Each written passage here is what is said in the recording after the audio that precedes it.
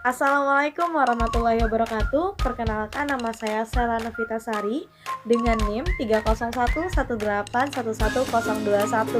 Nah, kali ini saya akan menjelaskan analisis mengenai jurnal dengan judul Kepemimpinan Dulu, Sekarang, dan Masa Depan. Bagi teman-teman, stay tune terus ya di video saya. Terima kasih. Nah, penelitian kali ini seperti yang sudah disampaikan sebelumnya, yaitu analisis mengenai jurnal kepemimpinan dulu, sekarang, dan masa depan yang ditulis oleh Joan Antonakis, Anati Cencelo, dan Robert Jean Sternberg. Nah, teman-teman semua, kira-kira kepemimpinan itu apa sih ya? Oke, menurut penelitian ini, leadership atau kepemimpinan adalah bidang ilmu yang kompleks dan beragam, dan berusaha membuat penelitian rasa kepemimpinan menjadi suatu usaha yang luar biasa. Sekitar 1 abad, studi ilmiah ini yang memegang landasan teori penelitian kepemimpinan yang saat ini dipegang dengan kuat. Selain pengertiannya, kepemimpinan juga punya konsep teman-teman semua.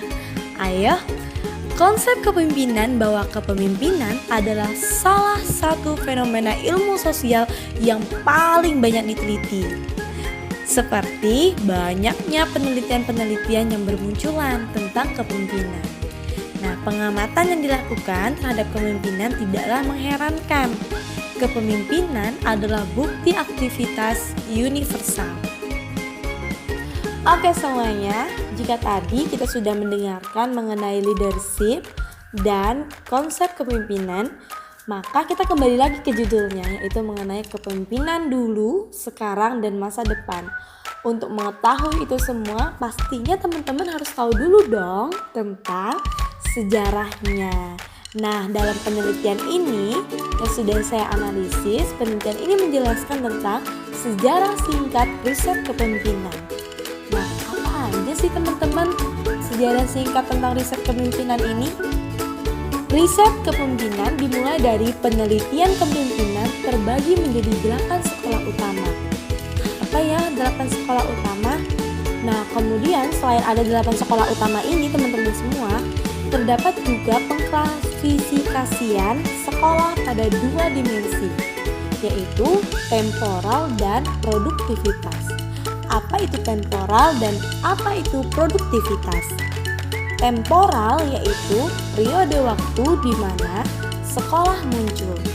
Sedangkan produktivitas yaitu tingkat indikatif di mana sekolah menarik minat penelitian dalam jangka waktu tertentu.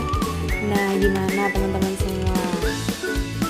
Oke teman-teman semua, seperti yang sudah disinggung sebelumnya, dalam penelitian ini mereka membagi kepemimpinan menjadi 8 sekolah utama. Mau tahu nggak apa aja 8 sekolah utama tersebut?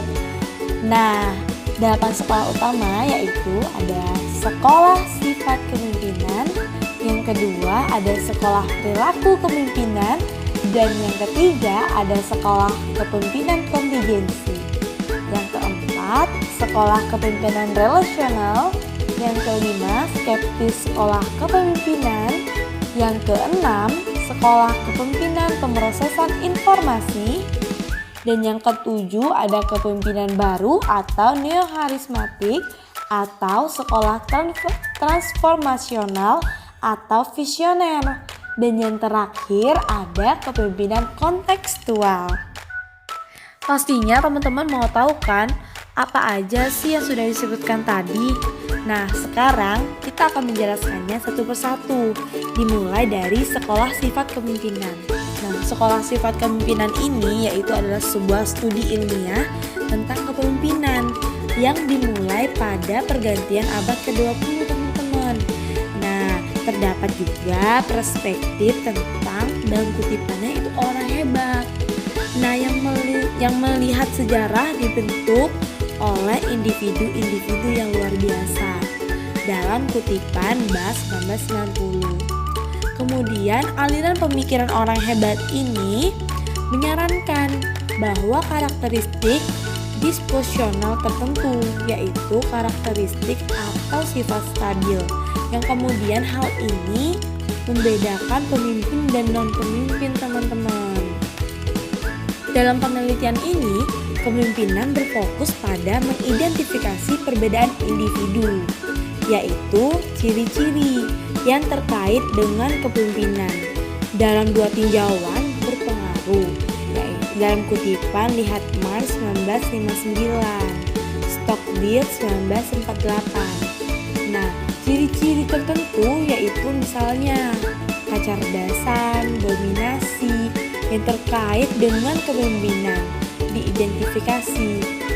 Dalam 30 tahun untuk penelitian ini muncul kembali mengikuti analisis ulang Lord de Freder dan Alliger pada 1986. Terdapat data men yang menemukan kecerdasan sangat berkolerasi dengan kepemimpinan. Selanjutnya mengenai sekolah perilaku kepemimpinan. Kita lanjut lagi ya. Di University of Michigan, lihat Katz, McCoby, Goulding, and Fleur 1951 dan Ohio State, Stockdale, and Cohn 1957, studi yang mengidentifikasi dua dimensi kepemimpinan yang umumnya disebut pertimbangan, yaitu kepemimpinan yang berorientasi pada karyawan, dan struktur awal, yaitu kepemimpinan yang berorientasi pada produksi, teman-teman semuanya.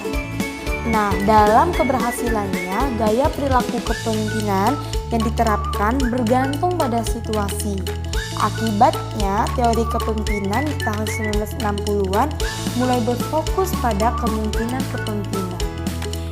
Kemudian lanjut ya, yang ketiga. Kemudian yang ketiga mengenai sekolah kepemimpinan kontingensi, teman-teman semuanya. Nah, dalam hal ini teori kontingensi yaitu gerakan kepemimpinan dikredit oleh Fieldler 1967-197 LE yang menyatakan bahwa hubungan pemimpin dengan anggota, struktur tugas, dan kekuasaan posisi pemimpin akan menentukan efektivitas jenis kepemimpinan. Nah, dalam pendekatan kontingensi lainnya yang terkenal adalah House tahun 1971 yang berfokus pada peran pemimpin dalam memperjelas jalur yang akan mengarah pada tujuan pengikut. Care Engineer pada 1978 memperluas lagi, teman-teman semuanya, penelitian ini, yaitu ke dalam teori pengganti kepemimpinan.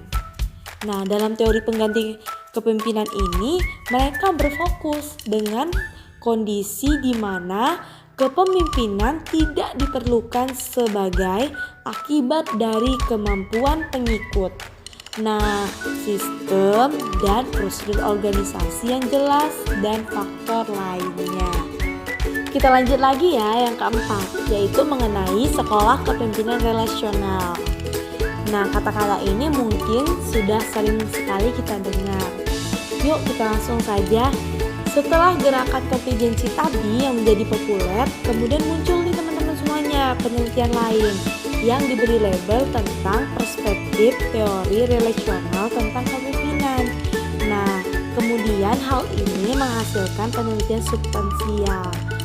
Dalam penelitian ini ada teori LMX yang menggambarkan sifat hubungan antara pemimpin dan pengikutnya. Hubungan berkualitas tinggi di antara seorang pemimpin dan pengikutnya menurut mereka didasari pada kepercayaan dan saling menghormati, yaitu dalam kelompok. Sedangkan hubungan berkualitas rendah antara seorang pemimpin dan pengikutnya yaitu dipengaruhi oleh kelompok luar, didasarkan pada tentang pemenuhan kewajiban kontrak. Teori LMX ini memprediksi bahwa hubungan berkualitas tinggi menghasilkan hasil pemimpin yang lebih positif daripada hubungan berkualitas rendah. Bidang penelitian ini telah produktif dan minat pada bidang ini tampaknya sedang low and gender pada tahun 2000. Nah, kalau teman-teman semua setuju nggak sih? Yuk kita lanjut lagi dengan penjelasan selanjutnya, yaitu mengenai skeptis sekolah kepemimpinan. Nah, dalam penelitian kepemimpinan, mereka menghadapi serangkaian krisis, teman-teman. Krisis ini terjadi pada tahun 1970-an dan 1980-an. Kemudian, validasi peringkat kuesioner kepemimpinan sangat ditantang oleh mereka yang berpendapat bahwa peringkat mungkin tercemar oleh teori kepemimpinan implisit dari mereka yang menyediakan peringkat. Misalnya, Eden and Leviathan 1975, terus Thomas and Lord pada 1977. Minat dalam perspektif skeptis setidaknya seperti yang dinilai oleh karya Mendel dan rekannya. Kemudian tampak nih teman-teman semua, tampak pemudaran yang dikutip dari Lihat, Law and Bender pada tahun 2000. Meskipun masih ada pertanyaan yang belum terjawab yang diajukan oleh para skeptis kepemimpinan, yaitu mengenai studi tentang kepemimpinan telah diuntungkan dari sekolah ini dengan menggunakan metodologi yang lebih ketat. Kemudian mereka membedakan kepemimpinan tingkat atas dari kepemimpinan pengawas dan fokus tentang pengikut dan bagaimana mereka memandang realistis, teman-teman semuanya. Sekarang kita sudah masuk ke penjelasan yang keenam, teman-teman, mengenai sekolah kepemimpinan pemrosesan informasi. Dalam hal ini, dorongan utama untuk perspektif pemrosesan informasi didasarkan pada karya Ward Floty dan De Vedder pada tahun 1984. Nah, kemudian mereka ini berfokus pada pekerjaan utama yang terutama pada pemahaman mengapa seorang pemimpin dilegitimasi berdasarkan fakta bahwa karakteristiknya sesuai dengan harapan protipikal yang dimiliki para pengikut terhadap pemimpin. Masih mau lanjut gak semuanya? Lanjut aja ya, karena tinggal 2 lagi nih, yaitu kepemimpinan baru atau neo-karismatik atau sekolah transversional atau visioner. Nah, yuk kita dengar sama-sama. Pada penelitian yaitu tentang kepemimpinan mulai tampak membosankan dan siap menghadapi krisis lain. Jika tadi sudah terdapat krisis juga, maka sekarang juga siap nih teman-teman mereka untuk menghadapi krisis, yaitu diungkapkan oleh karya Bass pada tahun 1985 dan rekan-rekannya Avolio, Weltman dan Yamarino pada 1991, Bass 1998, Bass and Avolio 1994, Heather and Bass 1988 dan lain-lain. Nah, mereka ini mempromosikan teori kepemimpinan visioner atau karismatik. Teman-teman semua pasti sudah pernah dengar atau sering banget nih dengar mengenai karismatik. Misalnya Dennis and Manus 1985, Conger and Kango pada 1988, Sunskin pada tahun 1988. Kemudian mereka menghidupkan kembali minat dalam penelitian kepemimpinan secara umum dalam kutipan Braiman 1992, Giga Hart 1999, dan di sekolah terkait kepemimpinan. Misalnya, sekolah sifat.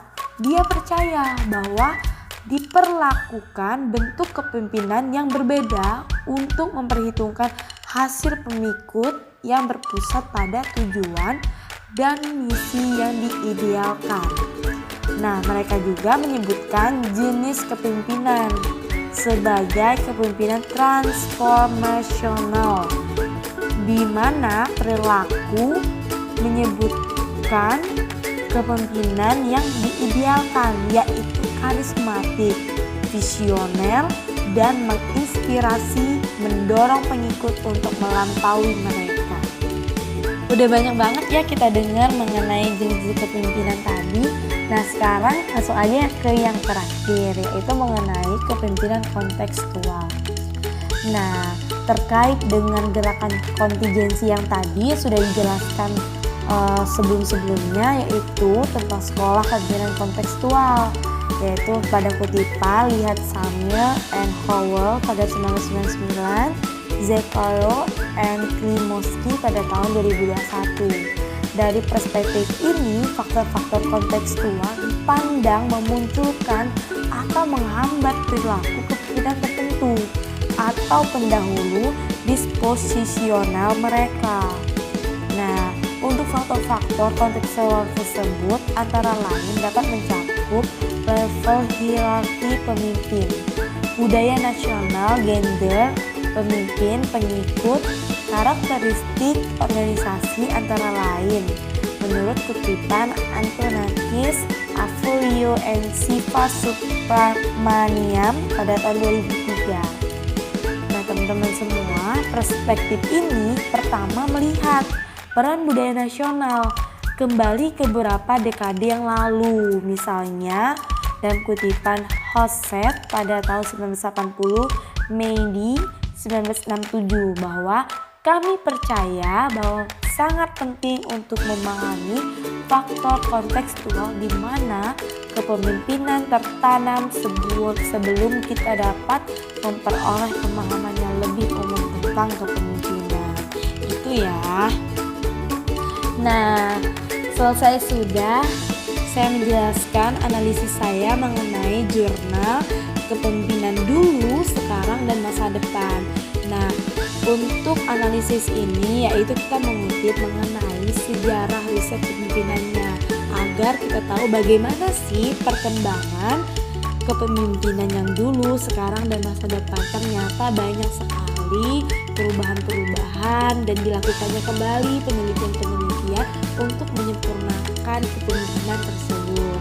Nah, untuk teman-teman semua, silakan klik subscribe dan komen di bawah tentang apa sih kepemimpinan menurut teman-teman, karena pasti teman-teman bisa menjadi salah satu pemimpin di antara ribuan mereka. Terima kasih semuanya. Halo semua, terima kasih telah menonton video saya kali ini. Bagi teman-teman, semoga video ini bisa bermanfaat bagi kalian semua. Sampai jumpa kembali